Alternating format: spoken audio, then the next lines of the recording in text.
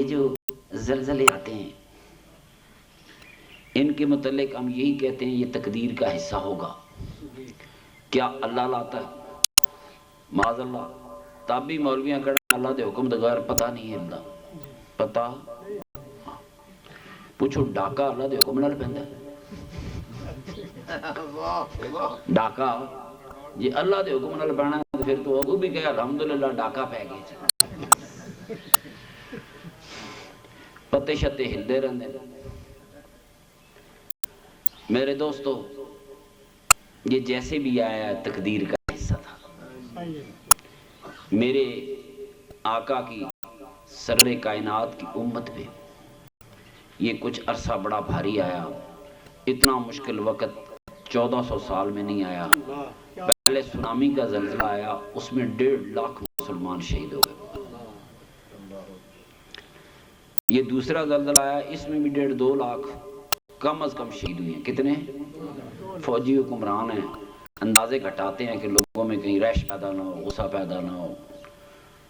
تو میرے محترم دوستو, کبھی کہتے ہیں عذاب آ گیا, کبھی کہتے ہیں کیا آ گیا. میری بات سنو, عذاب آتے ہیں دوزخیوں پہ, عذاب آتے ہیں جہنمیوں پہ.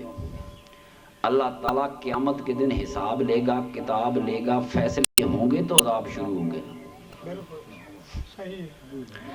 زندگی میں, انسانی زندگی میں یہ عذاب ممکن نہیں ہے. میرے نبی کریم صلی اللہ علیہ وسلم کفار کے درمیان کھڑے تھے, مکے کے کافروں نے گھیر لیا اور سرکار دو عالم سے کہنے لگے کہ آپ روز ڈراتے ہیں عذاب آئے گا آئے گا, روز کل کو چھوڑو, اپنے خدا کو کہو آج ہی بھیجے. ابھی عذاب لائے. اب مکے کے کافر معاذ اللہ تڑیاں دے رہے ہیں کہ کہو خدا کو عذاب لائے. یہ مسئلہ صرف میرے مصطفیٰ تک تو نہیں نا, تو وہ خدا کو چیلنج کر رہے ہیں. اللہ کو چیلنج کر رہے تھے بھیج عذاب.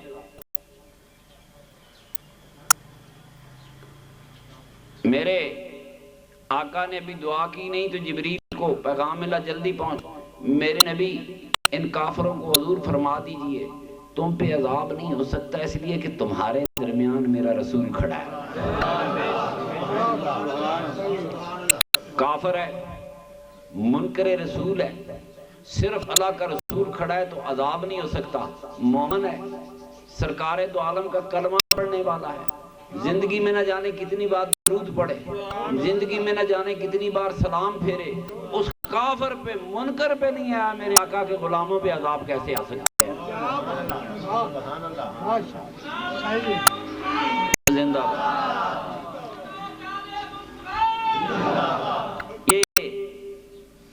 میرے لیے یہ کہنا بھی بڑا مشکل ہے کہ اللہ امتحان لیتا ہے. جس نے مشین بنائی, جس نے تقدیر بنائی, اسے کون سی چیز چھپی ہوئی ہے؟ اس سے کوئی پوشیدہ نہیں. کسی کا علم کیا ہے, صبر کیا ہے, تقوی کیا ہے. ہمتیں دینے والا بھی وہی ہے, طاقتیں دینے والا بھی وہی ہے, سجدے کرانے والا بھی وہی ہے. اس کا کوئی جواب نہیں سوائے اس کے کہ یہ تقدیر تھی, یہ تقدیر تھی. وہ کشمیری ٹی وی پہ انٹرویو رہ رہا تھا کہ کہتا ہے یہ جو سامنے مکان ہے نا جی, اس میں میرے گھر کے 28 فرد دبے ہوئے مر گئے. اور پھر کہتا ہے اب ہم نے اس کی رضاؤں پہ راضی ہونا سیکھ لیا. اب زندگی موت ہمارے لیے کوئی حقیقت نہیں رکھتی.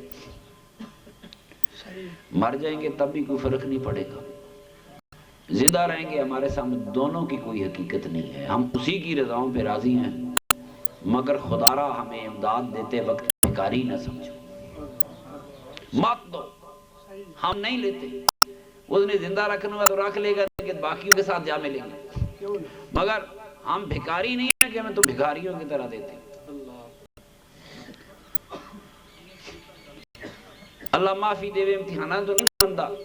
ازمائش ان کی نہیں تھی, ازمائش تو ہماری ہے. جی بالکل. کون کھڑا ہوا؟ ہاں, کس نے ان معصوموں کے لیے آنسو بہائے؟ جن کے لیے کوئی رونے والا نہیں تھا ان کے لیے رونا. میرے آقا کے چچا حضرت امیر حمزہ جنگ احد میں شہید ہو گئے. باقی 170 مسلمان اور بھی شہید ہوئے. زیادہ مدینے والے تھے. مدینے کی عورتیں اپنے اپنے شہیدوں کو رو رہی ہیں. اسلام میں رونا منع نہیں, ماتم کرنا منع. میرے آقا میرے سرور کائنات کی پتہ نہیں دل میں کیا آئی, گھر سے باہر نکل گئے, چوک میں کھڑے ہو گئے, آواز دو مدینے والوں, اپنے شہیدوں کو رونے والوں, کیا مدینے میں میرے چچا کو رونے والا کوئی نہیں ہے؟ خدا گواہ, جو کچھ نہیں دے سکتا وہ 2 آنسو تو بہا سکتا ہے. وہ معصوم شہزادے میں آقا کی امت کے خوبصورت پھول,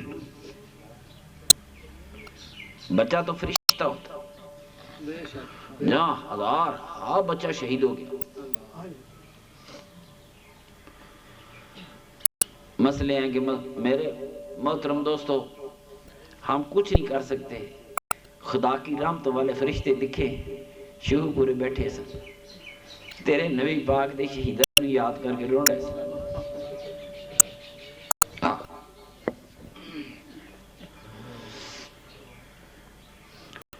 ہمیں بڑا درد ہے, بڑا دکھ ہے اولاد والے.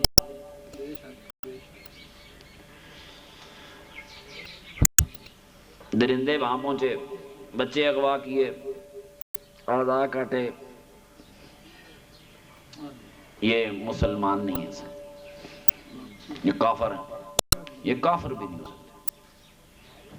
یہ کافر مجھے حلفیہ, ڈاکٹر صاحب دا داماد میرا ہی داماد ہے نا, میری بھانجی اس کے گھر میں ہے, کہندا امریکی سپاہی زخمی بچے نو چکدے سن تے نال رو پے دے سن.